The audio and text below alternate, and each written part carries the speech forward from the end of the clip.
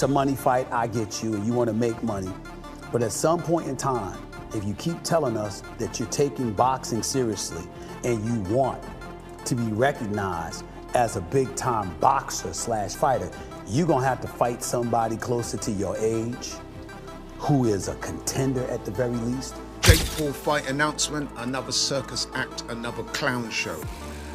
A fight between Jake Paul and Gervonta Tank Davis has been announced as an exhibition fight. A fight that I couldn't believe, that was too insane and honestly just baffling to think would be a real fight in 2025. Remind you that combat sports are the craziest sports on the planet. StephenASmith didn't hold back when reacting to the announcement of Jake Paul versus Gervonta Davis, calling it nothing less than a circus. He admitted Jake Paul knows how to promote himself and turn fights into spectacles, but stressed that boxing deserves more credibility. According to Smith, Jake should at least face opponents that make sense instead of chasing shock value. For him, this fight highlights entertainment over genuine competition. I've always been a fan of Jake because I think that what Jake tries to do for the sport of boxing, I think people don't realize the importance of him being able to promote for himself and not being reliant on the promoters who I believe has held the sport hostage. The only critique I've ever given Jake, I just want Jake to fight boxers. Like Nate Diaz, we know his reputation, we know the man can fight, we know in the octagon he could be something special, but we know you breathe on him, he starts bleeding. It's a fair critique. And you know what? He should fight boxers, but then again, should he? Because I'll tell you what, if you're a human who can rake in $6 to $10 million fighting people that you know you're going to beat, and you want to build a resume and a record that's impressive with a good highlight reel, you got to be strategic about this shit. Jake's 25, 26, he's got so much time. Yeah, but what I'm saying is, I get where you coming from. All I'm saying is, we don't know your skill set because you haven't been in there with anybody really skilled. Experts argue that Jake Paul's latest matchup is just another circus act in his boxing career. They believe most of his fights lack real competitiveness or logical balance. They're often designed for attention instead of sporting credibility. Instead of testing himself against stylistically suitable opponents or those in his weight class, Jake continues to pick unusual fights. To many analysts, this makes his bouts entertaining spectacles but not serious boxing contests. Jake Paul won the fight, but yeah, that was that. This time, Jake Paul is to take on Tank Davis. Tank Davis, he was recently in the news for being arrested for a domestic violence incident involving one of his kids' mother. He was alleged to have slapped her about the place. The charges were later dropped, to be fair to him. But yeah, that was when he was last in the news. What is interesting is just a couple of months ago, Tank Davis was saying openly that he'd lost his passion for boxing and that he wanted time away from the sport. There was speculation that he might even retire as he was experiencing extreme mental fatigue from boxing, depression, and there were mental health concerns over him. However, I guess the opportunity to earn a truck full of money, fighting a completely worthless exhibition fight against Jake Paul, was enough to make him change his mind about boxing. Funny that, isn't it? But you know what, I'm not even going to waste your time or mine critiquing this utter nonsense. Suffice to say that this so-called fight we're talking about is an exhibition, and it pits Jake Paul, who is a cruiserweight, by the way, weighs in excess of 200 pounds, and Tank Davis, who is, he was the WBA lightweight champion, who weighs in at about 135 pounds when he fights. So that's a disparity of some 65 pounds. In old money, that's about 4.5 stone. There's also a significant difference in height. Jake Paul is roughly, 6'1", 2. Gervonta Davis is 5'5" at best. So, there's a height disparity there of some 8 inches. Ring Magazine shocked the boxing world on Twitter with breaking news: Jake Paul will face Gervonta Tank Davis on November 14th at State Farm Arena in Atlanta. The exhibition will stream live on Netflix, sources confirmed to Mike Carpenter. Talks of a Paul-Anthony Joshua fight collapsed due to network issues. Paul last fought at 200 pounds, while Davis is a 135 pounds champion. The matchup sparked debate over size differences, entertainment value, and boxing's unpredictable twists. Jake has been pushing his agenda by funding his own events and chasing his wild goals. While critics dismiss his approach, others say his financial influence attracts fresh audiences to boxing. This unexpected fight proves how far he's willing to go. Again, if it makes dollars, it makes sense, and we've seen that Jake will kind of bounce in between doing these entertainment fights and then, trying to push toward his goal of ingraining himself in the sport of boxing, and kind of does both of them. So it's kind of a weird place to be, because he wants the respect of the boxing fans and the boxing hierarchy and hardcore boxing people, but at the same time, he'll gain some of that and then lose some of it. It's like a seesaw of his fights. Like one fight, like, okay, that's a real fight, or that's a real fighter. And he'll go and he'll win the fight. Julio Cesar Chavez, real fighter, maybe past his prime, whatever, but Jake goes and wins that fight pretty easily, and then gets a lot of respect, gets a lot of the boxing hardcore love. And you have these talks about him fighting Anthony Joshua, and that was going to get even more respect. More people were like, that's fucking crazy. What are you doing? Myself included. That seemed like a massive risk, but a lot of people were like, okay, fair play. Anthony Joshua, that's a real heavyweight. Jake wants to fight him. He's a psycho, but fair play. And then you announce this one, and it's like, well, that's the same thing people have been saying about Jake for years, so it's a weird spot to be in for him for sure. But I talked about this not being the first choice, and I don't think it was, because Coppinger reports next that talks for Jake Paul to face Anthony Joshua collapsed over network issues. Now, we had all heard the talks, and they were pretty public, from Eddie Hearn, from Jake. Nakisa Badarian, Jake's manager, was over in the UK on, I think, Sky Sports, talking about the fight and saying how it was a real possibility and they were really starting to work on it. And now Mike Coppinger says that the talks for Jake and Joshua fell apart over broadcasting. Later, Jake Paul confirmed the fight himself on Instagram, writing, "Size versus speed, power versus precision. One will rise and one will fall from Atlanta." Live globally on Netflix, Friday, November 14th. His post only fueled excitement, making the exhibition a worldwide talking point. Teddy Atlas, a respected voice in boxing, spoke about Paul's rise and the sacrifices behind it. He said that no matter what critics say, Paul deserves credit for securing the fights he wants. According to Atlas, this doesn't happen by accident, it takes persistence, money, and sacrifice. Paul has carved out a unique space in boxing as a YouTuber turned fighter. Atlas also noted that Paul has genuinely improved, training with top coaches, sparring pros, and proving he can handle himself. While purists mock him, Atlas believes critics ignore the effort Paul has put in to reach this stage. That I gave too much credit to Paul. Why? He's done a hell of a job to put himself in this position. He sold himself, he sold his dream, he took his dream, he took his idea, and he put it out there, and he made it happen. Give him credit for that. And he made it happen. And he took risk along the way. Yeah, he picked his spots. He's in the driver's seat. He gets to pick his spots. He's the one bringing the money. He's the one promoting. Yeah, he's the name. He made himself that, coming from where he came from, with all his followers and the whole thing, and just the uniqueness of what he was doing. But he has learned along the way. He's not a top guy yet. No, I don't know that he ever will be. He didn't have that amateur background and the things that you usually need to be a top guy. But he has improved. He is a work in progress. He is a guy that you got to give him credit that he's respected the sport. He went out there, he worked hard at it, and he's gotten himself into this position. Having said all of that, this might be a step too far. Now,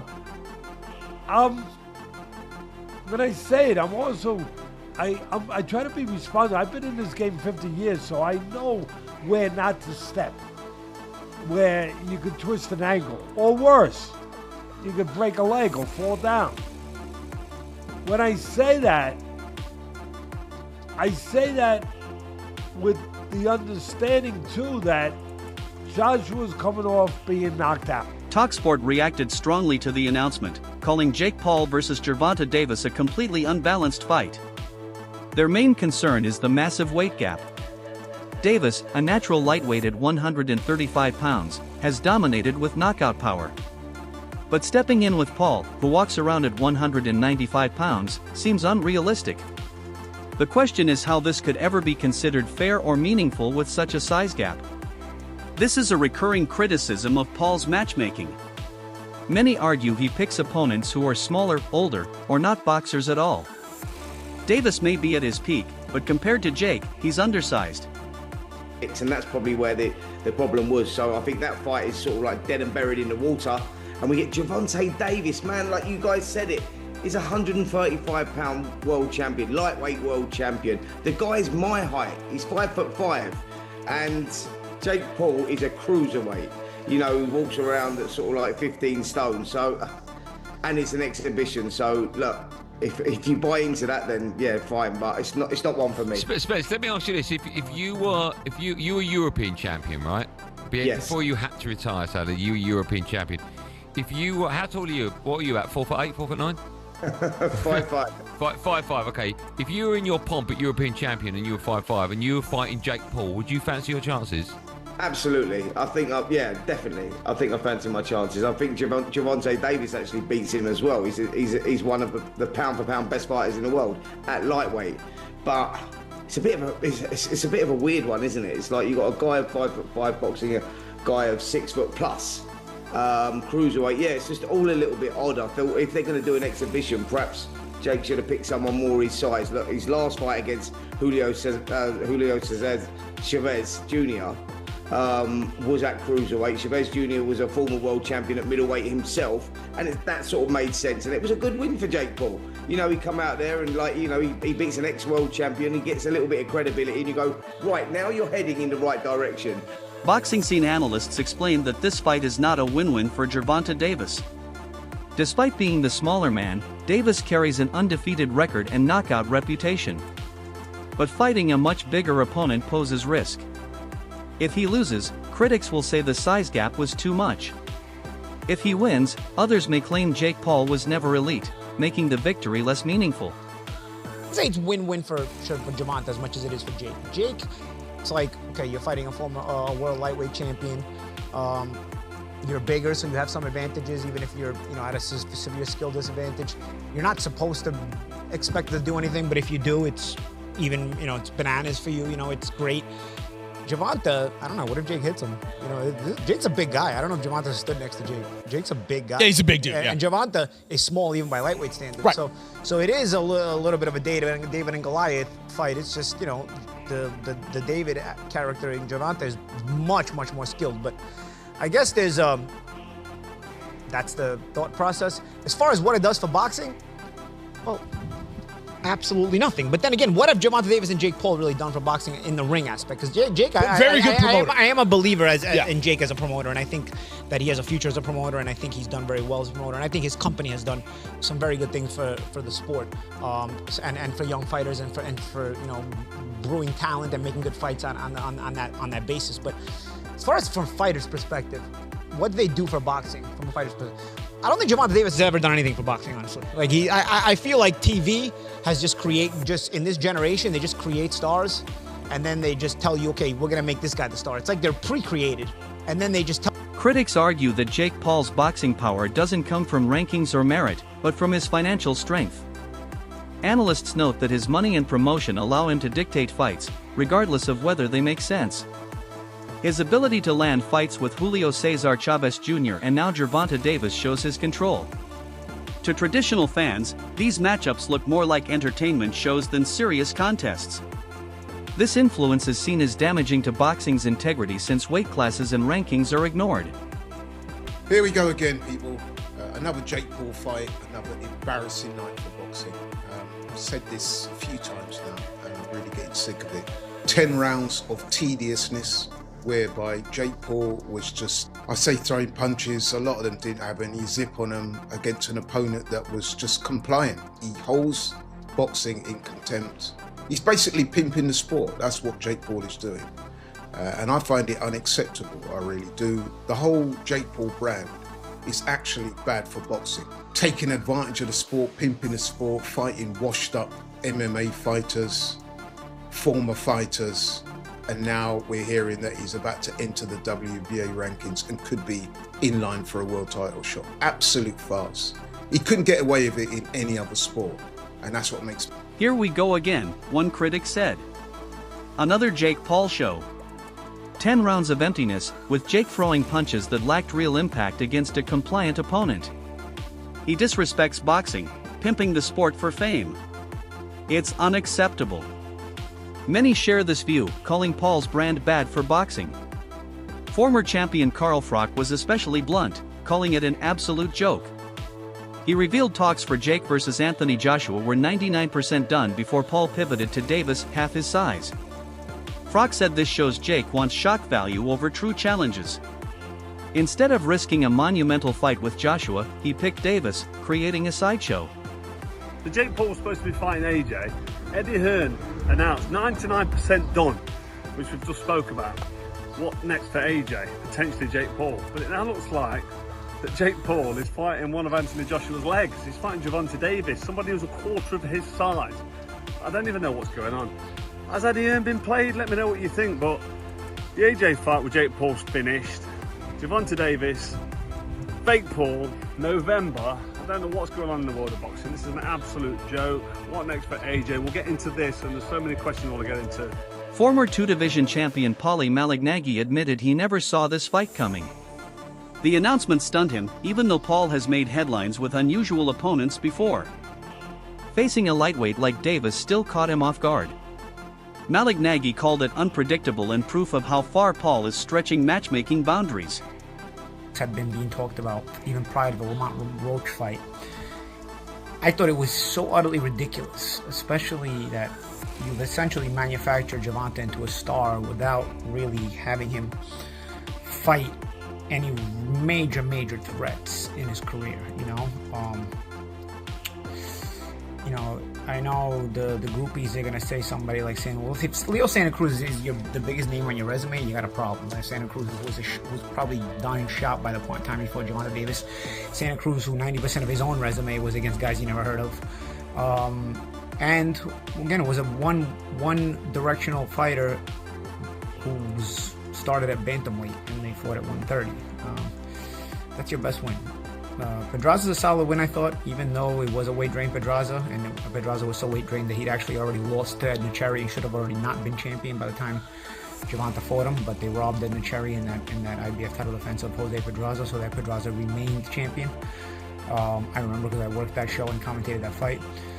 So it's a sneaky good win, but it's sort of below the radar, not that good of a win. He had a weight drain Pedraza, who went up to lightweight and actually fought better once he didn't have to weight drain himself, and who had been struggling already at 130 prior to being knocked out by Davis. Like I said, he'd already lost to Cherry and was lucky to keep the title in the Cherry fight at 130. So Cherry, mind you, a guy that I beat way back in the day. I don't know. It's mind you, I beat him easily, like 9 out of 10 rounds, 10 out of 10 rounds, something like that. I don't know. I really don't know what to make of this, man. I sure as hell love to hear the comments. It's gonna generate curiosity for sure. Jake Paul is huge. I mean, this is like, he's gonna be almost a foot bigger than Gervonta Davis. This is an exhibition, so there's not gonna be an official winner unless it's a stoppage. So things like glove size, ring size still has to be dictated and figured out. I don't know. I don't know what you do with this. I don't know what boxing's coming to. This is what happens when you manufacture a star instead of letting stars organically create them. UFC legend Daniel Cormier shared a different view. He pointed out that Jake Paul's fight against Mike Tyson on Netflix broke the internet, proving the power of crossover events. Now, the Davis fight on Netflix shows Jake can create spectacles that go beyond boxing's usual reach. For Cormier, this makes Jake significant, even if fans don't admit it. He argued that Paul is better than people give him credit for. He trains hard, takes risks, and keeps raising the stakes. While critics call him just a social media star, Cormier insists the attention he brings is valuable, and his skills have improved enough to earn recognition. Whether fans like it or not, Paul has changed boxing's conversation, and that's a success. Twice, big numbers. Jake Paul fought against Tommy Fury, big numbers. Jake Paul, who I believe, and I have told you guys this time and time again, He's much better than people give him credit for. One, Jake Paul is not an amateur fighter, like some try to say. Jake Paul has money, so Jake Paul is getting trained by the best boxing coaches that money can buy. He's full-time boxing. There are a lot of people that say he may do some other stuff. I don't know who he was gonna fight that was saying that he was juiced up and he was ignoring him. Or was it Logan Paul? One of them. But at the end of the day, this kid's training to be the best fighter in the world, or the best as he can be, and he understands what losing would do to the perception of who he is in fighting. We were yelling so much about him fighting someone. Fight somebody your size. Fight somebody, a real boxer. Stop fighting MMA guys. There were so many things that people were mad about in regards to his level of competition and the people he was competing against. Well, today we learned that Jake Paul has his next opponent. His next opponent is by far the most credentialed guy actively. Many I want to jump down my throat and say, well, Mike Tyson is actively. That's all for today's video. Stay tuned.